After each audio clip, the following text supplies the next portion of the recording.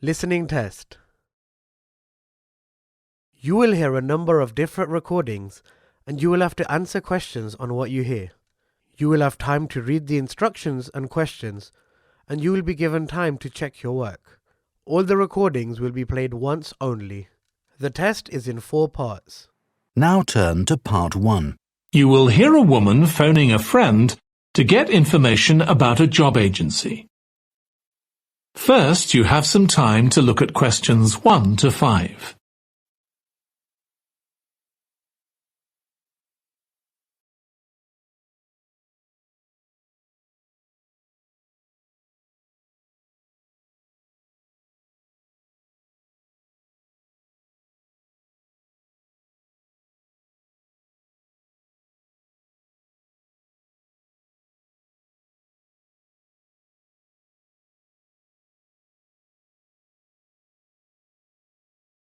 Now listen carefully and answer questions 1 to 5.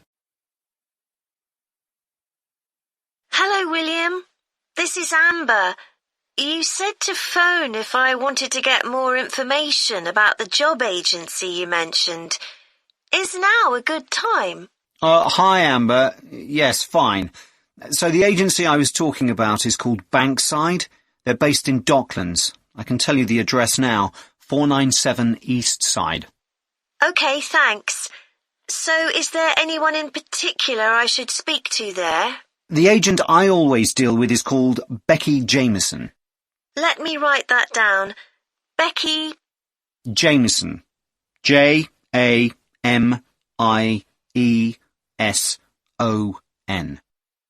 Do you have her direct line? Yes, it's in my contacts somewhere. Right, here we are. 07866 510 333. I wouldn't call her until the afternoon if I were you. She's always really busy in the morning trying to fill last-minute vacancies. She's really helpful and friendly, so I'm sure it would be worth getting in touch with her for an informal chat. It's mainly clerical and admin jobs they deal with, isn't it? That's right.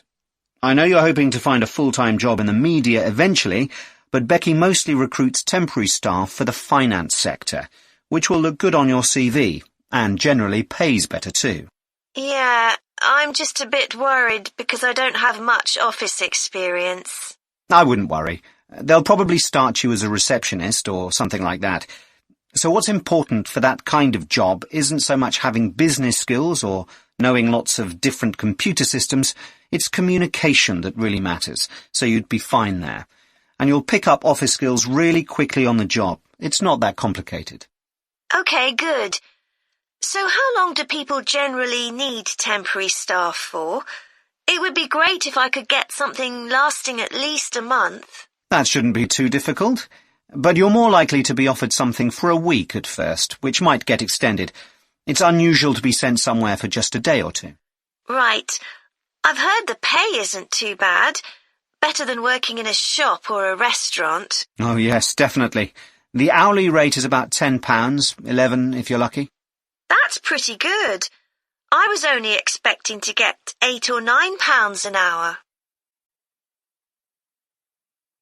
Before you hear the rest of the conversation, you have some time to look at questions 6 to 10.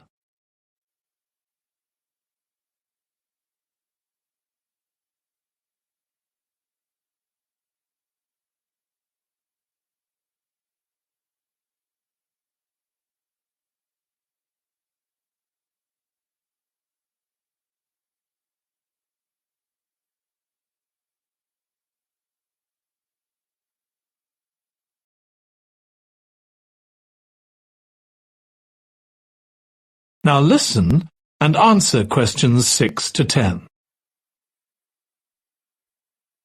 Do you want me to tell you anything about the registration process? Yes, please. I know you have to have an interview. The interview usually takes about an hour, and you should arrange that about a week in advance. I suppose I should dress smartly if it's for office work. I can probably borrow a suit from Mum. Good idea. It's better to look too smart than too casual. Will I need to bring copies of my exam certificates or anything like that? No, they don't need to see those, I don't think. What about my passport? Oh yes, they will ask to see that. Okay. I wouldn't get stressed about the interview though. It's just a chance for them to build a relationship with you, so they can try and match you to a job which you'll like. So there are questions about personality that they always ask candidates, fairly basic ones, and they probably won't ask anything too difficult, like what your plans are for the future. Hope not. Anyway, there are lots of benefits to using an agency. For example, the interview will be useful because they'll give you feedback on your performance so you can improve next time. And they'll have access to jobs which aren't advertised. Exactly. Most temporary jobs aren't advertised. And I expect finding a temporary job this way takes a lot less time. It's much easier than ringing up individual companies. Yes, indeed. Well, I think I've covered everything. That is the end of part 1. You now have 1 minute to check your answers to part 1.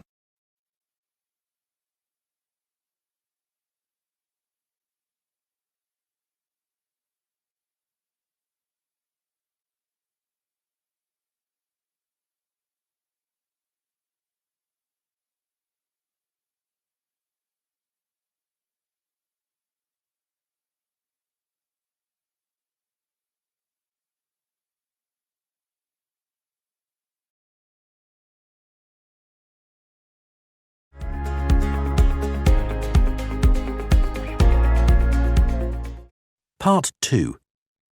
You will hear a woman giving a presentation about a holiday on an island in Britain that her company organises. First, you have some time to look at questions 11 to 14.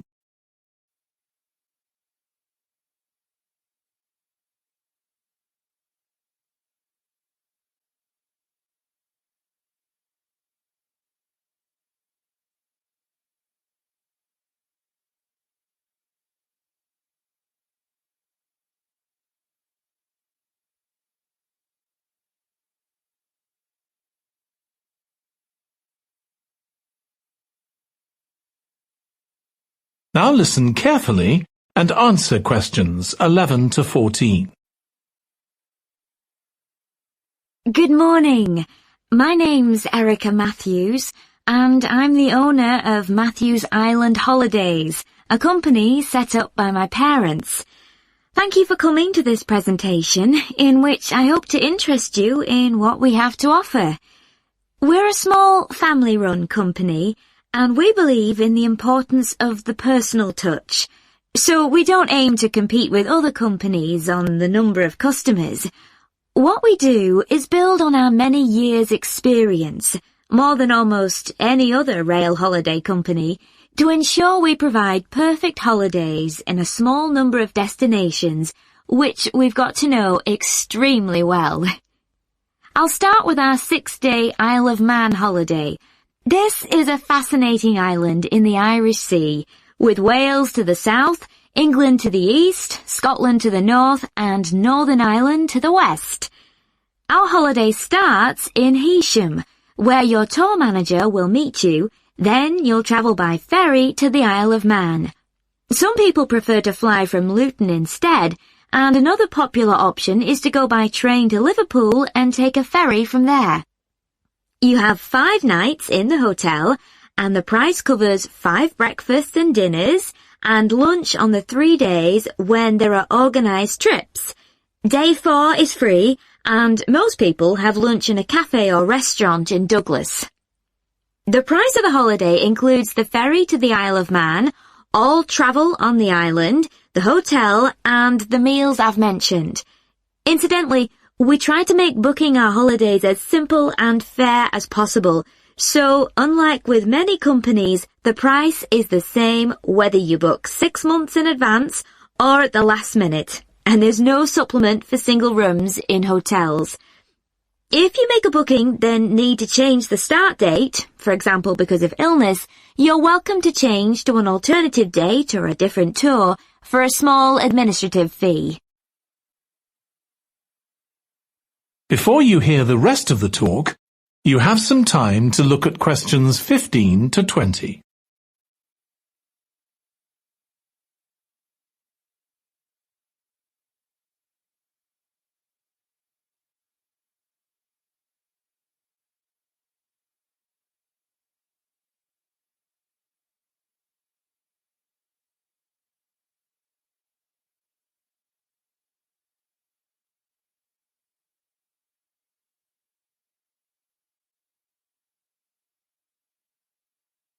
Now listen and answer questions 15 to 20.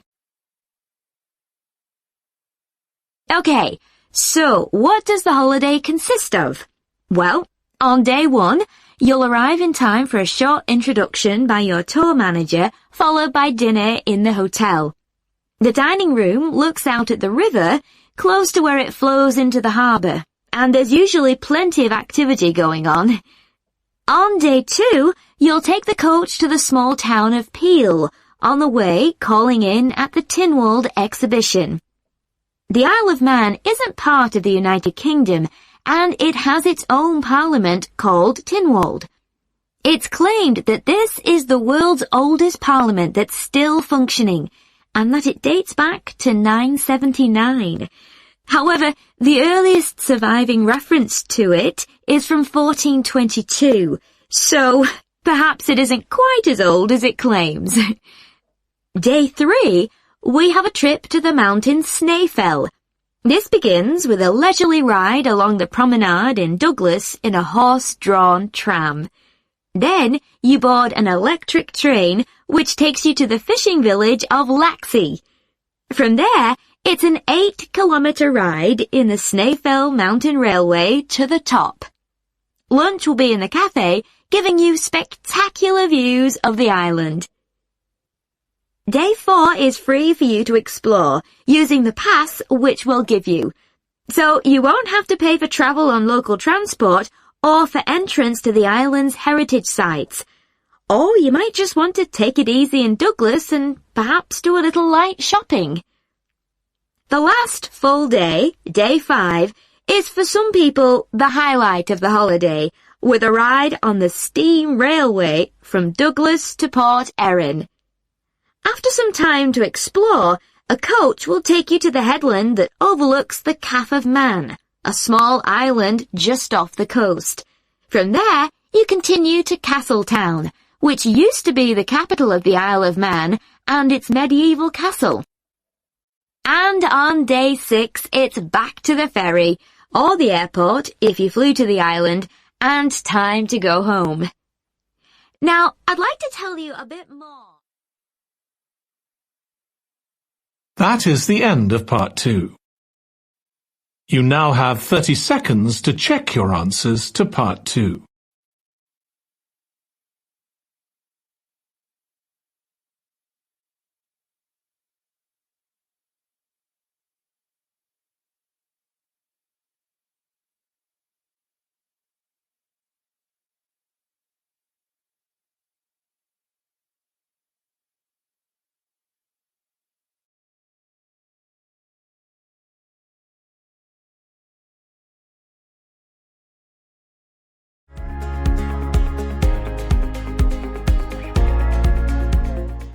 Part 3.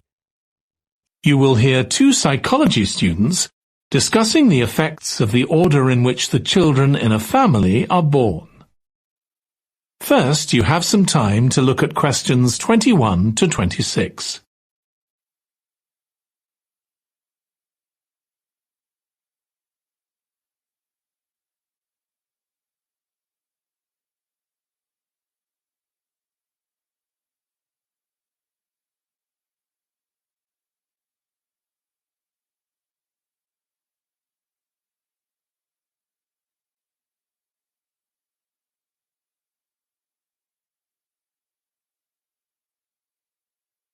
Now listen carefully and answer questions 21 to 26. Ed, how are you getting on with the reading for our presentation next week? Well, okay, Ruth, but there's so much of it. I know. I hadn't realised birth order was such a popular area of research. But the stuff on birth order and personality is mostly unreliable. From what I've been reading, a lot of the claims about how your position in the family determines certain personality traits are just stereotypes, with no robust evidence to support them. Okay, but that's an interesting point. We could start by outlining what previous research has shown. There are studies going back over 100 years. Yeah, so we could just run through some of the typical traits. Like the consensus seems to be that oldest children are generally less well-adjusted, because they never get over the arrival of a younger sibling. Right, but on a positive note, some studies claim that they were thought to be good at nurturing. Certainly in the past, when people had large families, they would have been expected to look after the younger ones. There isn't such a clear picture for middle children, but one trait that a lot of the studies mention is that they are easier to get on with than older or younger siblings. Generally eager to please and helpful, although that's certainly not accurate as far as my family goes. My middle brother was a nightmare, always causing fights and envious of whatever I had. As I said, none of this seems to relate to my own experience. I'm the youngest in my family, and I don't recognise myself in any of the studies I've read about. I'm supposed to have been a sociable and confident child who made friends easily, but I was actually terribly shy. Really? That's funny. There have been hundreds of studies on twins, but mostly about nurture versus nature. There was one on personality which said that a twin is likely to be quite shy in social situations because they always have their twin around to depend on for support. My cousins were like that when they were small. They were only interested in each other and found it hard to engage with other kids. They're fine now, though. Only children have had a really bad press. A lot of studies have branded them as loners who think the world revolves around them because they've never had to fight for their parents' attention. That does seem a bit harsh. One category I hadn't considered before was children with much older siblings. A couple of studies mentioned that these children grow up more quickly and are expected to do basic things for themselves, like getting dressed. I can see how that might be true, although I expect they're sometimes the exact opposite, playing the baby role and clamouring for special treatment. Before you hear the rest of the discussion, you have some time to look at questions 27 to 30.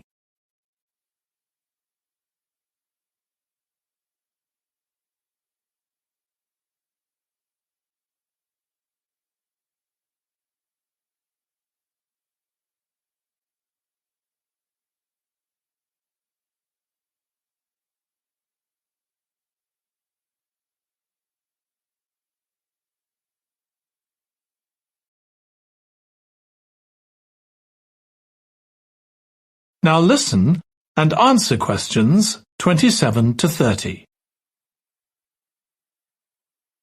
What was the problem with most of these studies, do you think? I think it was because, in a lot of cases, data was collected from only one sibling per family, who rated him or herself and his or her siblings at the same time.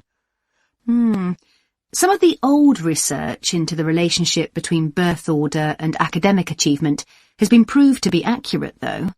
Performances in intelligence tests declined slightly from the eldest child to his or her younger siblings. This has been proved in lots of recent studies. Yes, although what many of them didn't take into consideration was family size. The more siblings there are, the likelier the family is to have a low socio-economic status, which can also account for differences between siblings in academic performance. The oldest boy might be given more opportunities than his younger sisters, for example. Exactly. But the main reason for the marginally higher academic performance of oldest children is quite surprising, I think. It's not only that they benefit intellectually from extra attention at a young age, which is what I would have expected. It's that they benefit from being teachers for their younger siblings by verbalizing processes. Right. And this gives them status and confidence, which again contributes in a small way to better performance. So, would you say sibling rivalry has been a useful thing for you? I think so. My younger brother was incredibly annoying, and we fought a lot. But I think this has made me a stronger person. I know how to defend myself. We had some terrible arguments, and I would have died rather than apologise to him. But we had to put up with each other, and most of the time we coexisted amicably enough. Yes, my situation was pretty similar. But I don't think having two older brothers made me any less selfish. I was never prepared to let my brothers use any of my stuff. That's perfectly normal, whereas sometimes... That is the end of part 3. You now have 30 seconds to check your answers to Part 3.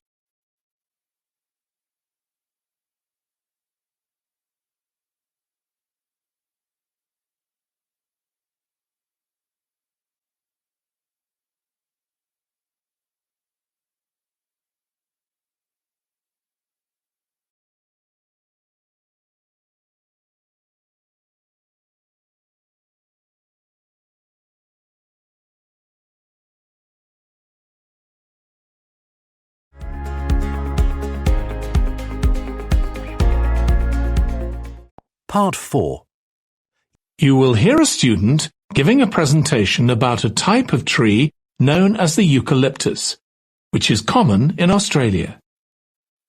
First, you have some time to look at questions 31 to 40.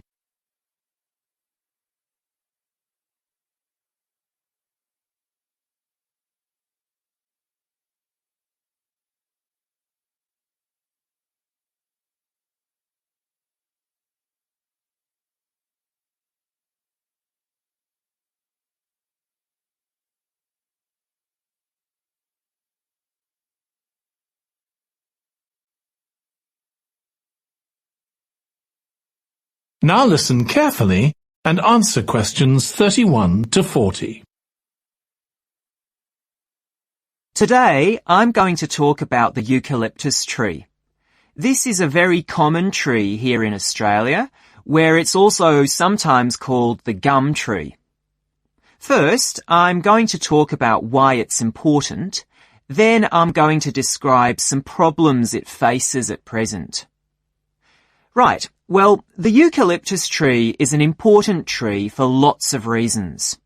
For example, it gives shelter to creatures like birds and bats, and these and other species also depend on it for food, particularly the nectar from its flowers. So it supports biodiversity. It's useful to us humans too, because we can kill germs with a disinfectant made from oil extracted from eucalyptus leaves. The eucalyptus grows all over Australia, and the trees can live for up to 400 years. So it's alarming that all across the country, numbers of eucalyptus are falling because the trees are dying off prematurely. So, what are the reasons for this? One possible reason is disease. As far back as the 1970s, the trees started getting a disease called Mundula yellows.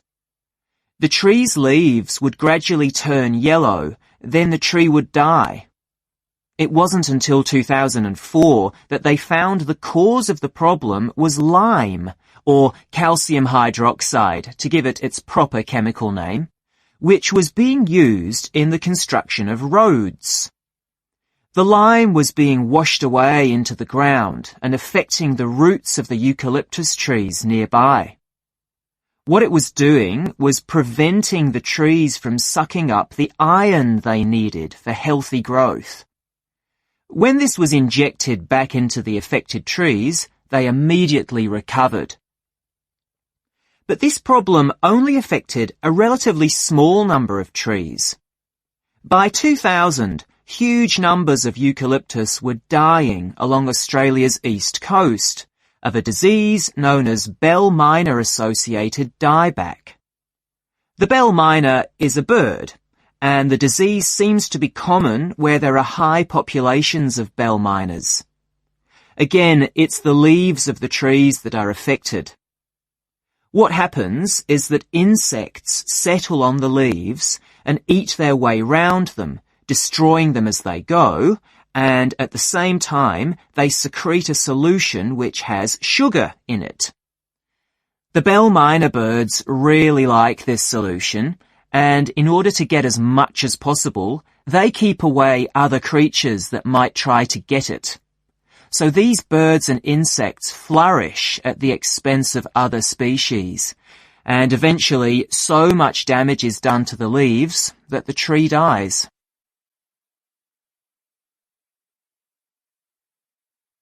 But experts say that trees can start looking sick before any sign of bell minor associated dieback. So it looks as if the problem might have another explanation. One possibility is that it's to do with the huge bushfires that we have in Australia. A theory proposed over 40 years ago by ecologist William Jackson is that the frequency of bushfires in a particular region affects the type of vegetation that grows there. If there are very frequent bushfires in a region, this encourages grass to grow afterwards, while if the bushfires are rather less frequent, this results in the growth of eucalyptus forests. So why is this? Why do fairly frequent bushfires actually support the growth of eucalyptus? Well, one reason is that the fire stops the growth of other species which would consume water needed by eucalyptus trees. And there's another reason. If these other quick-growing species of bushes and plants are allowed to proliferate, they harm the eucalyptus in another way by affecting the composition of the soil and removing nutrients from it. So some bushfires are actually essential for the eucalyptus to survive as long as they are not too frequent. In fact, there's evidence that Australia's indigenous people practiced regular burning of bushland for thousands of years before the arrival of the Europeans. But since Europeans arrived on the continent, the number of bushfires has been strictly controlled. Now, scientists believe that this reduced frequency of bushfires to low levels has led to what's known as dry rainforest, which seems an odd name as usually we associate tropical rainforest with wet conditions. And what's special about this type of rainforest? Well, unlike tropical rainforest, which is a rich ecosystem, this type of ecosystem is usually a simple one. It has very thick, dense vegetation, but not much variety of species. The vegetation provides lots of shade, so one species that does find it ideal is the bell minor bird, which builds its nests in the undergrowth there. But again, that's not helpful for the eucalyptus tree. That is the end of Part 4. You have some time to check your answers to Part 4.